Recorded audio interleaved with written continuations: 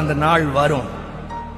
எதற்காக ஜெபிச்சீங்களோ, எதற்காக அழுதீங்களோ, எதற்காக கர்த்தருடைய பாதத்துல உட்கார்ந்து இருக்கீங்களோ அந்த நாள் வரும். கவலையே படாது. கர்த்தருக்கு காத்திருக்கிறவங்க எப்படி தெரியுமாங்க இருக்கணும்? ஏசாயா 40:31 வாசிக்கிற எல்லாத்துக்கும் தெரிஞ்ச வசனம் தான்.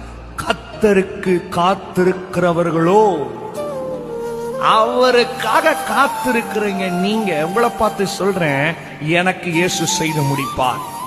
அந்த மாதிரி ஒரு உபத்திரவமான நேரம், ஒரு அழுகையின் நேரம், இல்ல ஒரு அவமானத்தின் நேரம், இல்ல நீங்க எதிர்பார்த்த காரியங்கள் நடக்காத நேரத்துல என்ன தெரியுமா சொல்லணும்? காத்திருக்கிறேன், எனக்கு கர்த்தர் செய்வார். கர்த்தருக்கு காத்திருக்கிறோ புது பலனை அடைந்து ஒரு புது பலத்தோட காத்திருக்கணும். நீங்க காத்திருக்கிற டைம்ல தான் சோர்ந்து போயிடுறீங்க. நடக்குமா, நடக்காதா, செய்வாரா, செய்ய மாட்டாரா, அத ஆண்டவர் வாய்க்க செய்வாரா, வாய்க்க பண்ண மாட்டாரா, சொல்லிட்டார்ல.